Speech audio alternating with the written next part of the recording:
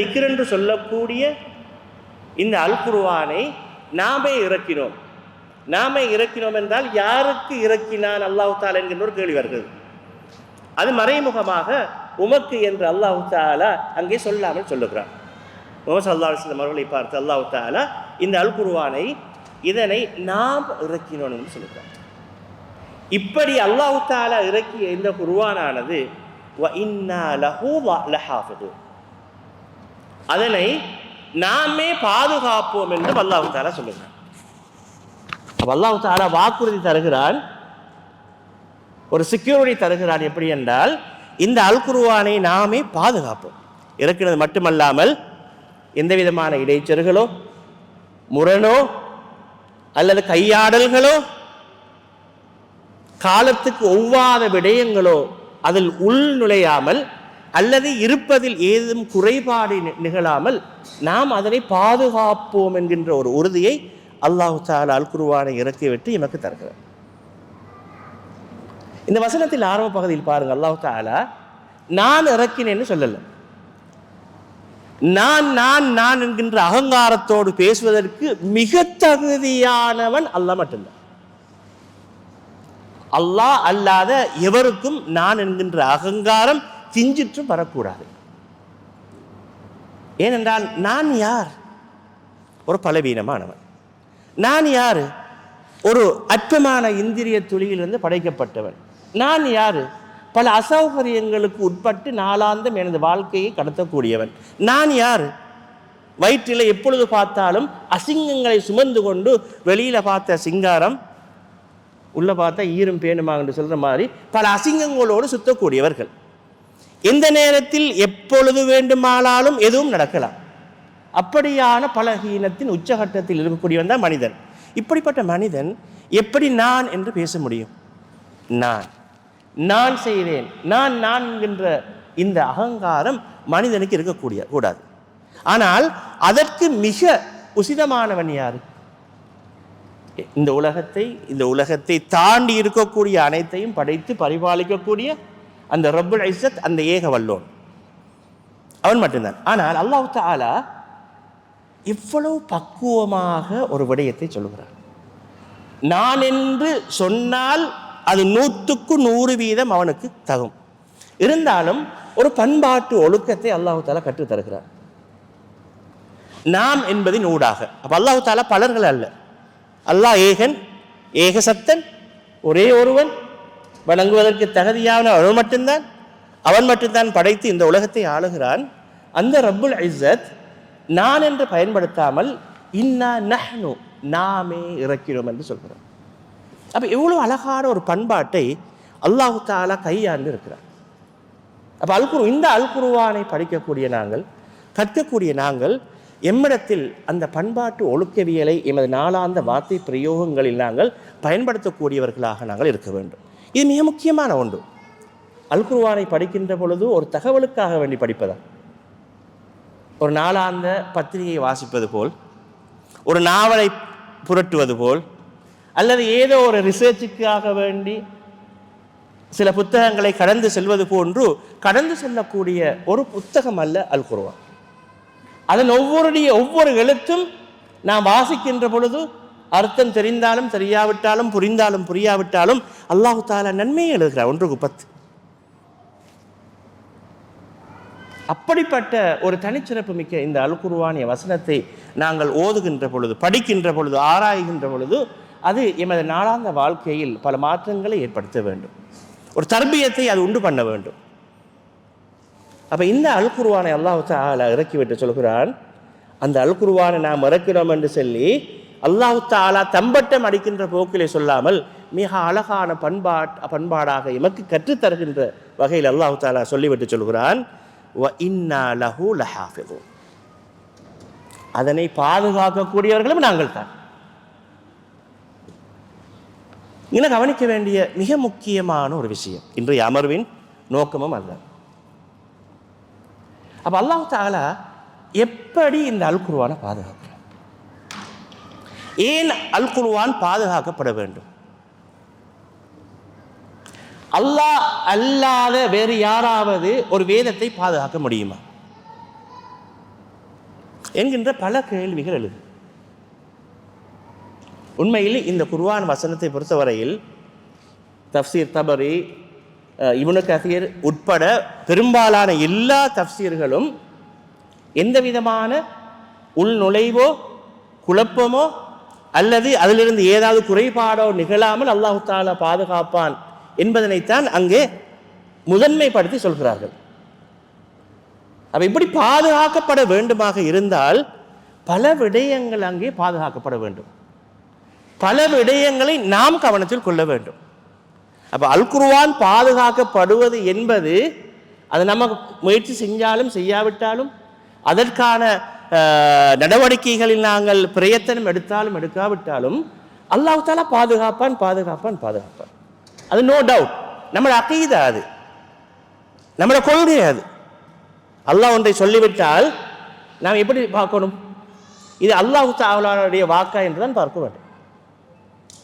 இது பகுத்தறிவுக்கு படுதா இல்லையா என்று சொல்லி அல்லாஹ் தஆலாவுடைய வாக்குத்தான் என்பது உறுதியானதன் பிற்பாடு நாங்கள் இது பகுத்தறிவுக்கு படுதா இல்லையான்னு யோசிக்க இயலாது. அப்படி யோசிக்கிறது யாருடைய பண்பு? நான் சொல்ல வர விஷயம் விளங்குதா? அல்லாஹ் தஆலா ஆதம் அலைஹிஸ்ஸலாத்து வஸ்ஸலாம் அவர்களை படைக்கிறார். நல்லா கவனிக்க வேண்டிய ஒரு விஷயம், ஏற்கனவே ஒரு முறை ஞாபகப்படுத்தி இருக்கிறேன். என்னால் கண்டிப்பாக அடிக்கடி ஞாபகமூட்டப்பட வேண்டிய மிக முக்கியமான ஒன்று. ஷைத்தான் இங்கே தானே வந்து விளையாடுறது. ஆதம் அலைஹிஸ்ஸலாத்து வஸ்ஸலாம் அவர்களை அல்லாஹ் தஆலா படைக்கிறார். படைத்து விட்டு அந்த வானலோகத்தில் இருந்தவர்களை அழைத்து அல்லாஹ் தஆலா சொல்கிறான், சுஜூது செய்யுமாறு பணிக்கிறார், சிரம் தாழ்த்துமாறு பணிக்கிறார், சாஷ்டாங்கம் செய்யுமாறு பணிக்கிறார். எல்லோரும் சுஜூது செய்தார்கள். யாரை தவிர? யாரை தவிர? இப்லீஸை தவிர.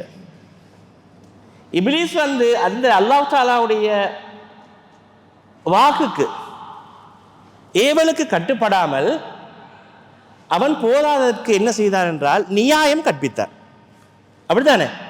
ஆதம் மண்ணினால் படைக்கப்பட்டவர் அலைஹிஸ்ஸலாத்து வஸ்ஸலாம், நான் நெருப்பினால் படைக்கப்பட்டவர். நெருப்பை விட மண் தாழ்வானது, எனவே உயர்ந்த ஒன்று தாழ்ந்த ஒன்றுக்கு சிரம் தாழ்த்த வேண்டுமா என்கின்ற ஒரு கர்வம் மேலிட்ட வகையில் அவனுடைய வாதம் தோங்குகிறது. அப்ப ரெண்டு விஷயம் கவனத்தில் கொள்ளணும். ஒன்று, இப்லீஸினுடைய கட்டுப்படாத அந்த போக்கு. அடுத்த பகுதி, ஏனைய மலக்குமார்கள் அனைவரும் கட்டுண்டோம், நாங்கள் சிரம் தாழ்த்தினோம் என்கின்ற பகுதி. அப்ப அல்லாஹ் தஆலாவுக்கு 100% கட்டுப்பட்டு நடக்கக்கூடிய மனிதர்களோ அல்லது ஏனைய படைப்பினங்களது பண்பு என்ன? இது அல்லாஹ் தஆலா கூறினான் என்பது உறுதியானால் அங்க வந்து எங்களுடைய சிந்தனைக்கு வந்து வேலை இல்லை. கட்டுண்டோம், செவியுற்றோம், கட்டுப்பட்டோம். லிசனிங் அண்ட் பிராக்டிசிங், இது மட்டும்தான். ஷைத்தான் இப்லீஸ்ல வேலை என்னது? இது அல்லாஹ் தஆலாவுடைய வாக்குத்தான் என்பது 100% உறுதியானதன் பிற்பாடும் இது எனக்கு பகுத்தறிவு படுவதா இல்லையா என்பதை உள்ள போட்டு அலசுறது. எனவே நாங்கள் இந்த விஷயத்தில் மிக கவனத்தில் கொள்ள வேண்டிய மிக முக்கியமான ஒன்று, இது அல்லாஹ் தஆலாவுடைய வாக்கு, குர்ஆனிய வசனம் என்பது 100% எங்களுக்கு ஊர்ஜிதமாக தெரிய வந்தால், இது ரசூல் ஸல்லல்லாஹு அலைஹி வஸல்லம் அவருடைய பொன்மொழி, சஹீஹான ஆதாரபூர்வமான ஹதீஸ், சொல் செயல் அங்கீகாரம் என்பது எங்களுக்கு தெரிய வந்தால் அங்கே பகுத்தறிவுக்கு வேலை இல்லை. ஆனால் அதனால் வந்து படிப்பினைகள் நாங்கள் டீப்பாக ஆராய்ச்சி செய்யக்கூடிய எத்தனை விஷயங்கள் இருக்கு. ஆனால் எடுத்த மாத்திரத்தில் செவியுற்றோம், கட்டுப்பட்டோம் தான். இது ஒரு உண்மையான இறை விசுவாசிக்கு இருக்க வேண்டிய மிக முக்கியமான அடிப்படையான ஒரு பண்பு. இப்போ விஷயத்துக்கு வருவோம். இப்போ அல்லாஹ் தஆலா அல் குர்ஆனை பாதுகாக்கிறார். இந்த அல் குர்ஆனை பாதுகாப்பது என்பது சும்மா அப்படி இறக்கிட்டு அல்லாஹ் தஆலா பாதுகாக்கிறது இல்லை. இந்த பௌதீக சூழலை அடிப்படையாக வைத்து அல்லாஹ் தஆலா சில இயற்கையான விதிகளை அல்லாஹ் தஆலா ஆக்கியிருக்கிறார். அதில் மிக முக்கியமான ஒன்று, அல் குர்ஆனை அல்லாஹ் தஆலா உள்ளங்களிலே பாதுகாக்கிறார். அரபு தெரியுமோ தெரியாதோ, மாஷா அல்லாஹ், இந்த உலகத்தில் இருக்கக்கூடிய எந்த ஒரு மூலை முடுக்குக்கு சென்றாலும் மிக குறைஞ்சது சூரத்துல் ஃபாத்திஹாவும் குல் சூறாக்கள் 3 ஒரு சின்ன குழந்தை தெரியும். ஆனால் கைஃப் ஹாலுக்கு என்றால் தெரியாது, மஸ்முக் என்று கேட்டால் தெரியாது, வேன் ஷுகுல் வேன் தெஷ்டகல் என்று கேட்டால் தெரியாது அந்த பிள்ளைக்கு. சில சமயங்களில் ஒரு அரபு வார்த்தைக்கு கூட அர்த்தம் தெரியாத அந்த குழந்தை இந்த அரபு நாடுகளில் ஒரு நாட்டுக்கு குர்ஆன் போட்டிக்கு வந்து அந்த பிள்ளை முதலாவது பரிசை பெற்றுட்டு போகும். இது அல்லாஹ் தஆலா அல் குர்ஆனுக்கு கொடுத்திருக்கக்கூடிய மிக ஒரு புரியாத ஒரு மிரக்கல், அற்புதம். நான் அடிக்கடி அந்த அஹ்மத் ஈடான்ற ஒரு கோட்டை வந்து ஞாபகப்படுத்துறது, Al Quran is a miracle of all times. Al Quran ஒரு அற்புதம், எல்லா காலத்துக்குமான ஒரு அற்புதம் என்று அடிக்கடி சொல்லுவார். அவருடைய மாணவன் டாக்டர் ஜாகிர் நாயிக் கூட இதை அடிக்கடி எல்லா இடங்களையும் பயன்படுத்துவார். உண்மைதான், எல்லா காலத்துக்கும் எல்லா சந்தர்ப்பத்துக்கும் எல்லோருக்கும் பெரியவர் சிறியவர் கற்றோர் கற்காதவர் என்கின்ற வித்தியாசம் இல்லாமல் தனது அற்புதத்தன்மையை நிரூபித்துக் கொண்டிருக்கக்கூடிய ஒரு வாழும் அற்புதம் தான் இந்த அல் குர்ஆன். அப்போ அல் குர்ஆனை அல்லாஹ் தஆலா உள்ளங்களில் பாதுகாக்கிறார். இது ஒரு பகுதி. அடுத்த மிக முக்கியமான பகுதி தான் நாங்கள் யோசிக்க வேண்டிய மிக முக்கியமான ஒரு பகுதி. இந்த அல் குர்ஆனை கற்பிக்கிறேன்னு சொன்னால் யார் தேவை? இப்போ உள்ளத்தில் பாதுகாப்பதாக இருந்தாலும் அல் குர்ஆன் ஏடுகள் இந்த உலகத்திலே இல்லாமல் போன அல்லாஹ் தஆலா பாதுகாக்க வேண்டும். அப்படி நிகழாது. அப்படித்தான் ஒரு வார்த்தைக்கு ஒரு பேச்சுக்கு வைத்து கொண்டால் இல்லாமல் போனாலும் மனித உள்ளங்கள் அதனை அழகாக பாதுகாத்து கொண்டே இருக்கும். ஒரு எழுத்தும் வித்தியாசம் வராமல் பாதுகாத்து கொண்டே இருக்கும். அதனால தான் எத்தனையோ இஸ்லாத்தின் எதிரிகள் பல அல் குர்ஆனை ஆப்ஸை தப்பும் தவறுமாக உருவாக்கியும் அதனை ஒரு நாளும் அவர்களால் காலாகாலத்துக்கு கொண்டு செல்ல முடியாமல் தோத்து போவதுன்னு பார்க்குறோம். நாங்கள் ஒரு ஜஸ்ட் 1 month போகிறதுக்குள்ள வந்து பல ஆயிரக்கணக்கான நோட்டிஃபிகேஷன்ஸ் அங்கே வந்துடும். This is wrong, something wrong சொல்லி. அப்போ அல்லாஹ் தஆலா எப்படி பாதுகாக்கிறேன் பார்த்தீங்களா? இப்போ இந்த அல் குர்ஆனை ஓதி கொடுக்குறேன்னு சொன்னாலும் கற்பித்து கொடுப்பதுன்னு சொன்னாலும் யார் தேவை? அந்த அல் குர்ஆனை கற்ற ஒருவர் தேவை, ஒரு ஆலிம் தேவை. அப்போ அல் குர்ஆனை அல்லாஹ் தஆலா இதை நான் யோசிக்கிறோமா? எப்பயாவது நாம் யாராவது எப்போதாவது அல் குர்ஆனை அல்லாஹ் தஆலா எப்படி பாதுகாக்கிறார்? பெரும்பாலானவர்கள் நினைப்பது ஹிஃபுல் செய்வதனூடாக அல் குர்ஆன் பாதுகாக்கப்படுகிறது. நோ, அந்த வே மட்டும் அல்ல. அப்போ உலமாக்களை கொண்டு அல்லாஹ் தஆலா அல் குர்ஆனை பாதுகாக்கிறார். خيركم من تعلم القرآن وعلمه. உங்களில் சிறந்தவர்கள் யார் என்றால் அல் குர்ஆனை கற்று பிறருக்கு கற்றுக் கொடுக்கக்கூடியவர்கள். அதுக்குள்ள ஒரு சின்ன பகுதியா அல் குர்ஆனை சரியாக பாடமாக்கி பிறருக்கு கற்றுக் கொடுக்கக்கூடியவர்கள் சேரும். ஆனால் அல்லாஹ் தஆலா அல் குர்ஆனை மனனம் செய்து பிறருக்கு அதனை போதிக்கக்கூடியவன் சொல்லல. இந்த வாசகத்தின் ஊடாக அல் குர்ஆனை கற்று பிறருக்கு கற்றுக் கொடுக்கக்கூடியவர்கள். அப்போ அல்லாஹ் தஆலா உலமாக்களை வைத்து இந்த அல் குர்ஆனை பாதுகாக்கிறார். அல் குர்ஆன் பாதுகாக்கப்பட்டால்தான் இஸ்லாம் பாதுகாக்கப்படும். இஸ்லாத்தின் உயிர் நாடி, அச்சாணி, முதுகெலும்பு அல் குர்ஆன். அப்போ இந்த அல் குர்ஆன் மிகச் சரியாக பாதுகாக்கப்பட்டால் ஒரு மிகப்பெரிய ஒரு சமூகம் பாதுகாக்கப்படும். அந்த சமூகத்தில் அங்கத்துவம் வகிக்கக்கூடிய நானும் நீங்களும் பாதுகாக்கப்படுவோம். அப்போ இந்த அல் குர்ஆன் பாதுகாக்கப்படுவதில் உலமாக்களுடைய பங்கு மிக முக்கியமானது. உலமாக்கள் என்றால் யார்? வல்லாஹி அல்லாஹ் மீது சத்தியமாக சொன்னால் நான் ஒரு ஆலிமே இல்லை. போதாதுக்கு நம்ம ஊரில் ஆலிம் என்பதற்கு அர்த்தம் புரியாமல் அவர் ஒரு உலமான்னு சொல்லுவாங்க. உலமா என்று சொன்னால் பன்மை, கற்றறிந்தவர்கள், ஆலிம்கள். ஒருவரை பார்த்து பன்மையில் சொல்கிறது அவர் ஒரு உலமான்னு சொல்லுவார். அவர் ஆலிம் என்று சொன்னால் ஓகே, மொழி ரீதியாக அவர் ஒரு ஆலிம் என்ற. ஆனால் அவர் ஒரு உலமா என்று சொல்வது அது ஒரு பன்மையில் சொல்கிறாங்க தெரியாதால. ஆனால் உண்மையில் உலமாக்கள் அல்லாஹ் அரபில் சொல்லுவாங்க. என்னை பொறுத்தவரை நான் ஒரு துவைலிப். தாலிப் என்றால் மாணவன், துவைலிப் என்று சொன்னால் ஒரு சின்ன குட்டி மாணவன், இப்போ தான் படிக்கிறேன். அல் குர்ஆனை முழுமையாக மனனம் செய்து அதனுடைய கலைகளை கற்று அதனுடைய தஃப்சீர்களை எல்லாம் வாசித்து எல்லா ஹதீஸ்களும் இந்த குர்ஆனை பற்றி பேசக்கூடிய ஒவ்வொன்றையும் பாராயணம் செய்து படித்து ஆராய்ச்சி செய்து பல நூற்றுக்கணக்கான புத்தகங்களை எழுதி இப்படி எத்தனையோ விஷயங்களை செய்கின்ற மிகப்பெரிய உலமாக்களோடு 4 விஷயத்தை கற்ற எம்மை சேர்த்து ஆலிம் என்று சொல்வது மிகப்பெரிய ஒரு தவறு. உண்மை இமாம் புகாரி மிகப்பெரிய ஒரு ஆலிம், இமாம் முஸ்லிம் ஒரு ஆலிம், இமாம் மாலிக், அஹ்மத், இமாம் ஷாஃபிஈ இருக்கக்கூடிய மிகப்பெரிய உலமாக்கள். மிக அண்மை காலங்களில் வந்து பார்த்தா மிகப்பெரிய உலமாக்களின் பட்டியல்கள் இந்த உலகத்தில் வாழ்ந்தவை இல்லாமல் போய்விட்டன. இது அல்லாஹ் தஆலா இந்த உலகத்திலிருந்து இல்மை அப்படியே புடுங்கி எடுக்கிறானோ என்று அஞ்சக்கூடிய ஒரு பகுதியாகவும் பார்க்க வேண்டியிருக்கிறது. மிக பெரும் கடல்களாக, அறிவு கடல்களாக திகழ்ந்த உலமாக்கள் மிக அண்மை காலங்களில் ஒன்றன் பின் ஒன்றாக இந்த உலகத்தை விட்டு பிரிந்து கொண்டே செல்வதை பார்க்கிறோம். இருந்தாலும் அல்லாஹ் தஆலா வாக்கு தந்த ஏகன் கண்டிப்பாக இந்த அல் குர்ஆனை பாதுகாப்பார்.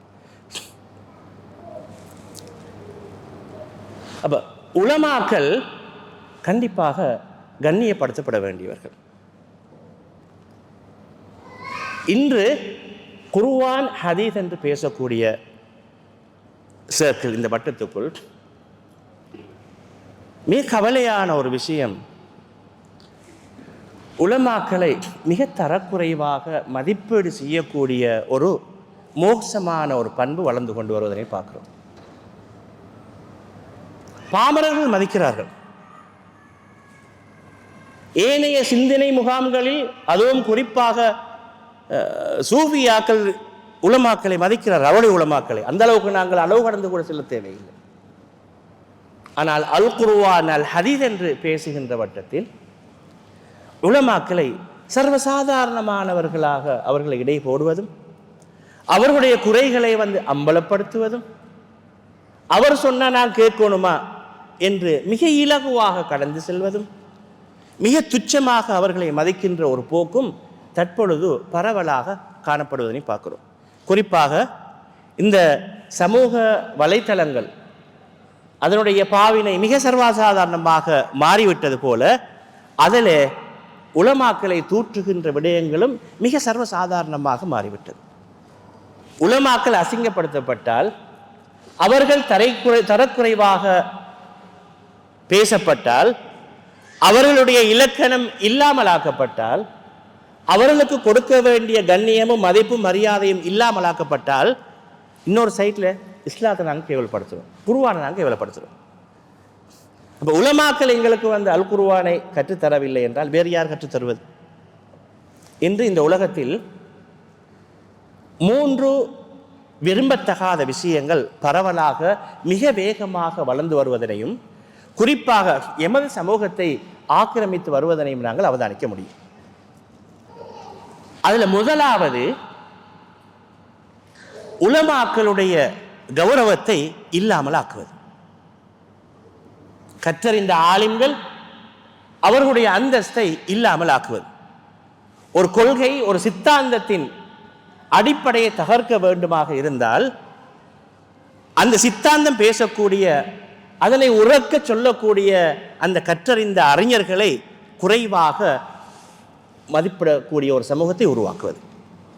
இது சர்வசாதாரணமாக என்று நிகழ்வதை நாங்கள் பார்க்கிறோம்.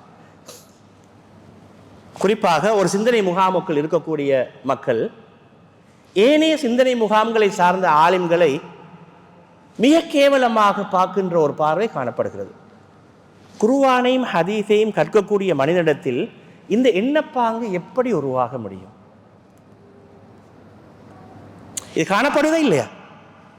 அந்த சிந்தனை முகாமை சார்ந்தவரா ஒதுக்கி தள்ளுவது.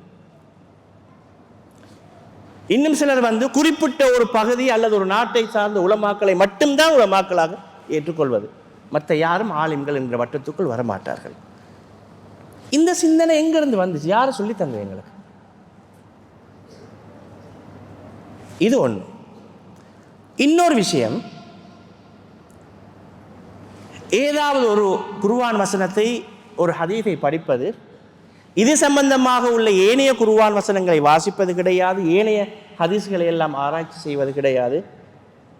இவர் கற்ற அந்த விஷயத்தை படித்த அந்த விடயத்தை மட்டும் தன்னிடத்திலே ஆள் மனதிலே பதிய வைத்து கொண்டு, இதற்கு மாற்றமான இந்த கருத்துக்கு மாற்றமாக ஒருவர் ஏதாவது ஒன்று பேசிவிட்டால் அதனோடு அவர் ஆலிம் என்கின்ற பட்டியலிலிருந்து அவருடைய உள்ளத்தில் இல்லாமல் போயிடுவார்.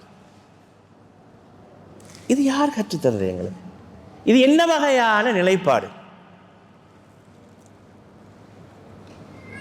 ஒரு ஆலிம்கிட்ட ஒரு கோல் எடுக்கணும். உதாரணமாக வச்சுக்கொள்ளுமே, எங்கள் ஷேக் ஏசிகே முஹம்மது ரஹ்மான் அல்லாஹ் யஹ்ஃபதுஹு. இப்போ நான் கோல் எடுக்கிறேன், அவர் நான் மிஸ்டேக்ஸ் யாருன்னு தெரியாது, அவரோட ஃபோனில் ரெக்கார்ட்லேயும் இல்லை, கண்டெக்ட்லேயும் இல்லை. முதலாவது டயல் நோ ஆன்சர், ஒரு மணி பிறகு திரும்ப எடுக்கிற நோ ஆன்சர், மூணாவது முறை எடுக்கிற நோ ஆன்சர், நாலாவது முறை எடுக்கிற. அவரெல்லாம் ஒரு மனுஷனா, ஒரு ஆலிமா, முடிஞ்சு சாப்டர். அவர் என்ன வேலையில் இருந்தார், எப்படியான நிலைப்பாட்டில் இருந்தார்? இஸ்லாம் எங்களுக்கு கற்றுத்தருது, ஒரு மோமின் ஏதாவது ஒரு தவறிழைத்து விட்டால் கூட அவனுக்கு 1000 காரணங்களை தேடுங்க, நியாயங்களை தேடுங்க. அவர் தூங்கி இருக்கலாம், ஹாஸ்பிட்டலில் இருந்திருக்கலாம், வாஷ்ரூமில் இருந்திருக்கலாம், தொழுவிட்டு இருந்திருக்கலாம், அல்லது ஆஃபீஸுக்கு போயிருப்பார், முக்கியமான ஒரு வேலையில் இருந்திருப்பார். அதோட முடிஞ்சு. கேட்டால் ஆலிம்கள் எப்படியா முக்கியமான ஒரு ஃபத்துவா கேட்கறதுக்காகவே நான் எடுத்தது. அப்போ தேவையான டைமில் ஃபத்துவா தராட்டி அவர் என்னம்மா இவர் சம்பளம் கொடுத்து நியமித்து வச்சிருக்கிற மாதிரி. அப்போ இந்த மனோநிலை மோசம். ஒரு ஆள் என்கிட்ட சொன்னார், பொதுவாக நாங்கள் எல்லாம் பேசிட்டு போகல, நான் 4-5 முறை அவருக்கு கால் பண்ணேன், ஒரு மிஸ்டேக்ஸுக்கு, ஒரு ஆலிமுக்கு வாட்ஸ்அப்பில் மெசேஜ் கூட போட்டேன். அவரெல்லாம் எவ்வளோ பேசுகிறாரு, என்ன மனுஷன் அவர். உடனே இவ்வளவு காலம் 30 வருஷம் 40 வருஷமாக சம்டைம் அவருக்கு தெரிஞ்சிருக்கும் அவரை பற்றி. மிகப்பெரிய பங்களிப்பு சமூகத்தில் செய்யக்கூடிய ஒருவராக இருப்பார். அப்போ இவருடைய தேவை அந்த இடத்தில் நிவர்த்தி செய்யப்படவில்லை என்றால் உடனே ஆள் முடிஞ்சு. அவர் செல்ல பெருமையாக செல்வார், நான் அவரை கால் பண்ணுறதில்லை, அவரை கொத்துபாக போகிறோம் இல்லைங்க. இப்போ குர்ஆனை படிக்கக்கூடிய நாங்கள், ஹதீஸை படிக்கக்கூடிய நாங்கள் இப்படியான ஒரு மிக ஒரு சல்லடை போன உணர்வுகளோட சுற்றி திருவது என்பது சம்திங் ராங். எங்கள்கிட்ட ஏதோ சிக்கல் இருக்குது. அல்லாஹ் தஆலா உலமாக்களை பற்றி சொல்கின்ற பொழுது, இன்னமா யக்ஷல்லாஹ மின் இபாதிஹில் உலமா, அல்லாஹ் தஆலாவுடைய அடியார்கள்லேயே அல்லாஹ்வை மிக அஞ்சக்கூடியவர்கள், கற்றறிந்த அறிஞர்கள். அல் உலமாஉ வரஸத்துல் அம்பியா, ஆலிம்கள் உலமாக்கள் என்பவர்கள் நபிமார்களுடைய வாரிசுகள். ரசூல் ஸல்லல்லாஹு அலைஹி வஸல்லம் அவர்களுக்கு முன்னால் இருந்த வாழ்ந்த சமூகங்களுக்கெல்லாம் அனுப்பப்பட்ட தூதர்களுக்கு இன்னும் சகோதரங்களை, இன்னும் சில சப்போர்ட்டிவ் ப்ரொஃபெட்ஸ், லீடர்ஸ் அல்லாஹ் தஆலா கொடுத்தார். உதாரணமாக மூசா அலைஹிஸ்ஸலாத்து வஸ்ஸலாம் அவர்களுக்கு அவருடைய சகோதரர் ஹாரூன் அலைஹிஸ்ஸலாத்து வஸ்ஸலாம் அவர்களை நபியாக, ஒரு சப்போர்ட்டிவ் ஒரு மெம்பராக அல்லாஹ் தஆலா கொடுத்தார். இப்படி அல்லாஹ் தஆலா தாவாவுக்கு ஹெல்ப்புக்காக வேண்டி இன்னும் சில தூதர்களை அல்லாஹ் தஆலா ஆதரவாக அனுப்பி இருக்கிறார். ஆனால் முஹம்மது நபி ஸல்லல்லாஹு அலைஹி வஸல்லம் அவருடைய இந்த தூதை, இந்த குர்ஆனை, இந்த ஹதீஸை கொண்டு இந்த சமூகத்துக்கு ஒப்புவிக்கக்கூடிய மிகப்பெரிய பணியை செய்யக்கூடியவர்கள். இதன் பிறகு எந்த ஒரு நபியும் இறக்கப்பட்டு முஹம்மது ஸல்லல்லாஹு அலைஹி வஸல்லம் அவர்களுக்கு ஒத்துழைப்பு செய்வதற்காக வரமாட்டார்கள். இந்த பணியை செய்யக்கூடியவர்கள் யாரு? அல் உலமாஉ வரஸத்துல் அம்பியா, உலமாக்கள் என்பவர்கள், கற்றறிந்த இஸ்லாமிய அறிஞர்கள் என்பவர்கள், அவர்கள் நபிமார்களின் வாரிசு என்று இந்த வசனத்தினூடாக, இந்த விடயத்தில் நாங்கள் புரிந்து கொள்ள முடிகிறது.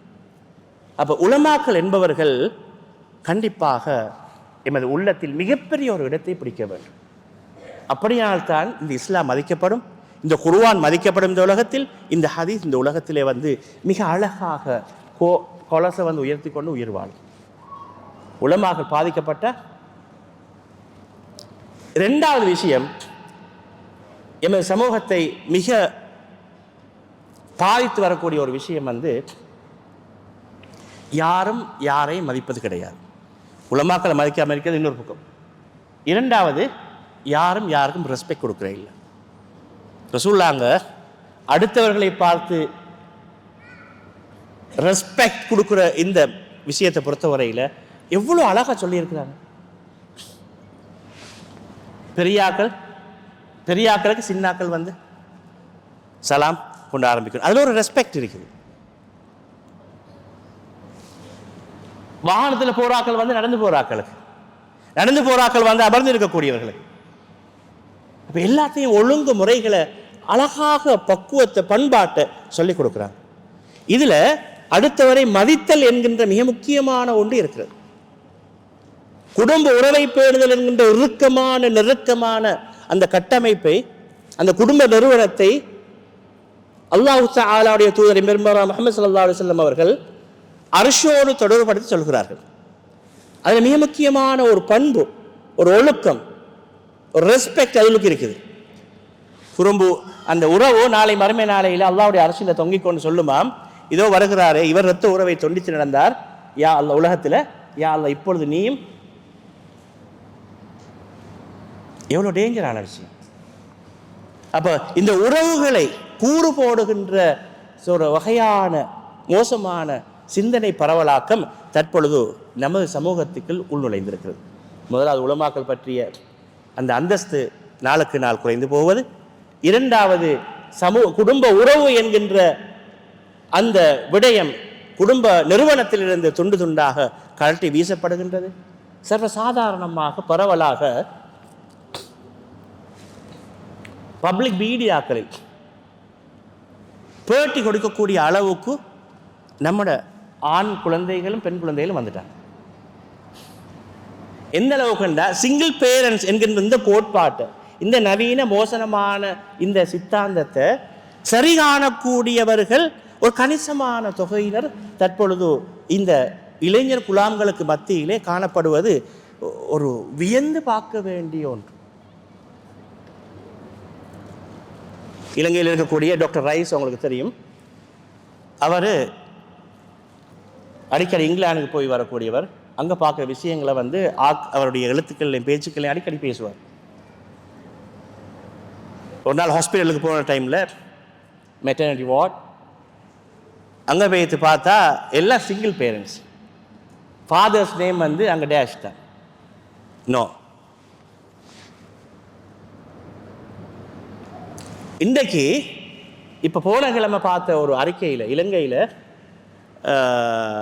470 79 எத்தனையோ திருமணங்கள் நடந்தால் அதில் வந்து 400 திருமணங்கள் முறிவு ஏற்படுவதாக, டிவோர்ஸ் நிகழ்வதாக அந்த அறிக்கை.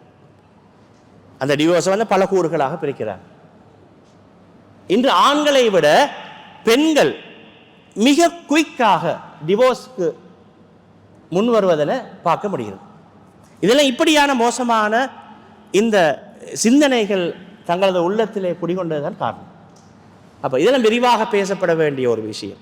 இது கொஞ்சம் கொஞ்சமாக வந்து நம்முடைய குடும்ப நிறுவனத்தை, உறவுகளை தகர்க்கின்ற ஒரு சிந்தனை, ஒரு மோசமான ஒரு வியாதி, நோய், ஒரு வைரஸ் எமக்குள்ளே பரவி கொண்டு வருது. இது ஆக டேஞ்சரான ரெண்டாவது விஷயம். மூன்றாவது, ஹலால் ஹராம் என்பது இல்லை. குறிப்பாக பொருள் ஈட்டலில் ஏர்னிங், எது வேண்டுமானாலும் விற்று காசை சேர்ப்பது. எப்படியான செய்தியாவது புனைந்து கூறியாவது யூடியூப்ல ஒரு யூடியூபராக பிரபல்யம் அடைவதும், லைக்ஸ் ஷியாஸை வந்து கூட்டிக் கொண்டு இவர் பணம் ஈட்டுவது, அதே மிகப்பெரிய ஒரு சர்ச்சைக்குரிய ஒரு விடயமாக தற்பொழுது பேசப்படுகிறது. இந்த யூடியூப் ஊடாக கிடைக்கக்கூடிய ஈட்டக்கூடிய வருமானம் வந்து ஹலால் ஆகுமா ஹராம் ஆகுமா என்பது மிகப்பெரிய ஒரு சப்ஜெக்ட். அதில் வர எட் வந்து சில சமயம் எல்கோஹாலுக்கும் வந்து எட் வரும், இடையில் போனோகிராஃபிக்கும் வந்து அதுக்குள்ளே வந்து எட் வரும்.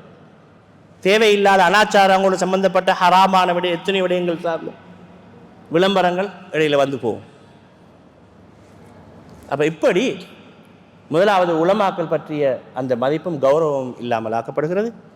இரண்டாவது, குடும்ப நிறுவனத்தின் அந்த நெருக்கமான பிணைப்பு கொஞ்சம் கொஞ்சமாக தளர்வடைந்து போகிறது. மூன்றாவது, பொருளீட்டலில் ஹராம் ஹலால் என்கின்ற எந்த விதமான வித்தியாசமும் இல்லாமல் சர்வசாதாரணமாக ஒன்றாக ஆகிவிட்டது. அல்லாஹ் தஆலா பாதுகாக்க வேண்டும். ஒருவனுடைய உடலில் அகமாக இருந்தாலும் சரி புறமாக இருந்தாலும் ஹலால் இல்லாமல் ஹராம் கலக்கப்படுமாக இருந்தால் நாங்கள் கேட்குற பிரார்த்தனை கூட ஏற்றுக்கொள்ளப்பட மாட்டாது. ரசூல் ஸல்லல்லாஹு அலைஹி வஸல்லம் இறுதியாக சொல்லி முடிக்கிறேன். ரசூல் ஸல்லல்லாஹு அலைஹி வஸல்லம் அவர்கள் பிரார்த்தனை ஏற்றுக்கொள்ளப்படக்கூடிய இடங்களில் பிரயாணத்தையும் சொன்னார்கள். பிரார்த்தனை கேட்கப்படக்கூடிய பிரார்த்தனைகள் எல்லாம் ஏற்றுக்கொள்ளப்படும். இப்போ மாதிரி இல்லை அந்த காலங்களில் பிரயாணம் செய்வதுன்னு சொன்னால். இப்போ ஏசி காரில் அப்படியோ மாப்பிள்ளை மாதிரி ஏறுவார், மாப்பிள்ளை மாதிரி இறங்குவார். போராத்துக்கு சிலாக்களில் பார்த்தா கார்லேயே வந்து இருக்கு, இறங்க போக்கில் எடுத்து நடிச்சு தான் போகிறது.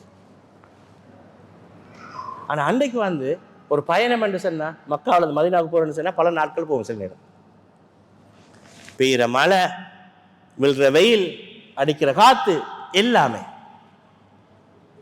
இங்கேருந்து மாப்பிள்ளமாக ஏறுனா அங்கே வைத்து பரதேசமாகத்தான் அவர் என்ன செய்யணும், அவருடைய இலக்கை அடையணும்.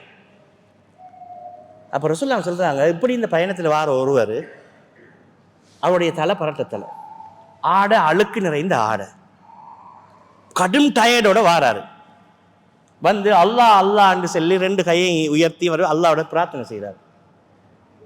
இவருடைய பிரார்த்தனை ஏற்றுக்கொள்ளப்படாத ரசூலுல்லாஹ். ஏனென்றா அவர்கிட்ட ஹராம் கலந்திருக்குது. மக்களுஹு ஹராம், அவர் தின்றது வந்து ஹராம். மஷ்ரபுஹு ஹராம், அவர் குடிக்கிறது ஹராம். வமல்பசுஹு ஹராம், அவர் உடுத்துகிற ஆடை ஹராம். வகுதிய ஃபில் ஹராம், அவர் ஹராத்திலேயே திளைத்திருக்கிறாரு. ஃபஅன்னா யுஸ்தஜாபு லஹ், அவருடைய பிரார்த்தனைகள் எங்கனம் ஏற்றுக்கொள்ளப்படும் என்று ரசூல் ஸல்லல்லாஹு அலைஹி வஸல்லம் அவங்க கவலையாக சொல்றாங்க. எனவே ஹலாலாக நாங்கள் பொருளீட்டுகின்ற அந்த பகுதியை மிக முக்கியமான ஒன்றாக நாங்கள் எடுத்துக்கொள்வோம். எக்காரணம் கொண்டும் எமது பொருளீட்டலில் ஹராமான உள்நுழைவு இருக்கவே கூடாது என்பதில் மிக கவனமாக நாங்கள் இருக்கணும். எனவே கண்ணியமிக்க சகோதர சகோதரிகளே, அல்லாஹ்வின் நல்லடியார்களே, நாங்கள் ஆரம்பத்தில் சொன்ன அந்த குர்ஆன் வசனத்தை பொறுத்தவரையில் இன்னா நஹ்னு நஸ்ஸல்னா திக்ர வ இன்னா லஹு லஹாஃபிதூன், நாமே இந்த வேதத்தை, இந்த திக்ரை நாங்கள் இறக்கினோம், அதனை பாதுகாக்கக்கூடியவர்கள் நாங்கள் தான் என்பதில் உலமாக்கள் மிக முக்கியமான ஒரு பங்கை வகிக்கிறார்கள். அந்த உலமாக்களுக்கு கொடுக்கக்கூடிய கண்ணியத்தை மிகச் சரியாக நாங்கள் கொடுக்க பழகிக்கொள்ள வேண்டும். சுய வெறுப்புக்காக வேண்டியோ, எமது சுய நோக்கத்துக்காக வேண்டியோ, உலக நோக்கத்துக்காக வேண்டியோ, அல்லது ஏதோ ஒரு காரணத்துக்காக வேண்டியோ நாங்கள் எந்த ஒரு ஆளுமையும் நாங்கள் அம்பலத்துக்கு கொண்டு வந்து நாங்கள் அறுத்து விடக்கூடாது என்பதில் மிக கவனமாக இருக்க வேண்டும். அல்லாஹ் தஆலா நம் அனைவரையும் உலமாக்களை கண்ணியப்படுத்தக்கூடியவர்களாக ஆக்கி, அல் குர்ஆனை கண்ணியப்படுத்தக்கூடிய நன்மக்களாக ஆக்கி, இந்த இஸ்லாமிய சமூகத்தில் அங்கம் வகிக்கக்கூடிய ஒவ்வொரு தனி மனிதனையும் மதிக்கக்கூடிய நன்மக்களாக நம் அனைவரையும் அல்லாஹ் தஆலா ஆக்கி அருள் புரிய வேண்டும் என்று கேட்டு விடைபெறுகிறேன். வாஹிரு தஅவானா அல்ஹம்துலில்லாஹி ரப்பில் ஆலமீன். அஸ்ஸலாமு அலைக்கும் வரஹ்மத்துல்லாஹி வபரகாத்துஹு.